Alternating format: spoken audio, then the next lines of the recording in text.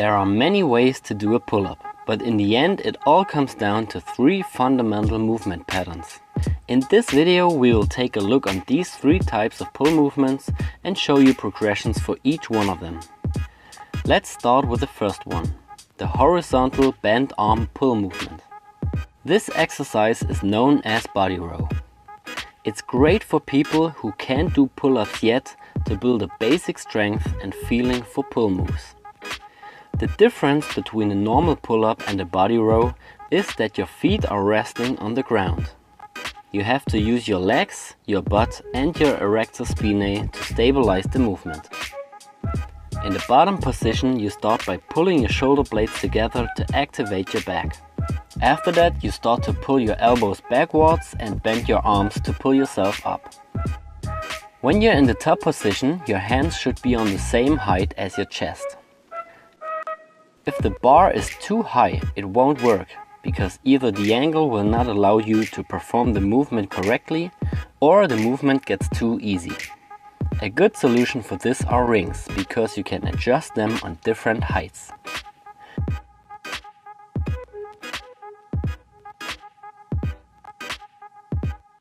You can also make the exercise harder by doing archer body rows or one-arm body rows.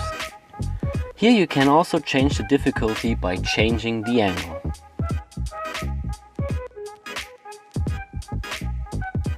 One of the hardest variations of this movement are all kinds of front lever pull-ups. Here you don't support yourself with your feet on the ground anymore. When you start with tucked front lever pull-ups, do it on the rings, because when you do it on a bar, you have to extend your legs a little bit more to be able to move over the complete range of motion. Of course you can also do it on the bar, but even this little leg extension makes this movement a lot harder.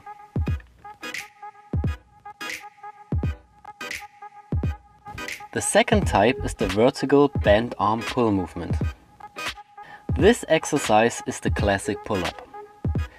There are different ways to do a pull-up, but when you start you should focus on pulling your shoulder blades downward to get the necessary tension in your shoulders and back. After that you pull your elbows down and bend your arms to pull yourself up.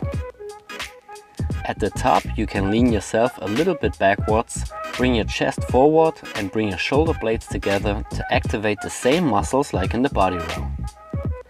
With this execution you get the most out of this movement when we talk about back development.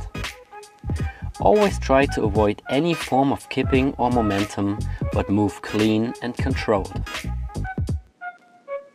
You can make this exercise easier by using a band to support the movement, and you can make it harder by working with typewriter, archer or even one-arm pull-ups. The less you use one arm, the harder the other one has to work. Always make sure to work both sides with the same intensity, rep speed and time under tension. The last type is the straight arm pull movement. Here you work with front lever raises.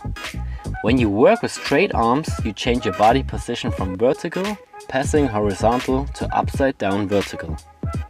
Like in the normal pull-up, you start with pulling your shoulder blades downward.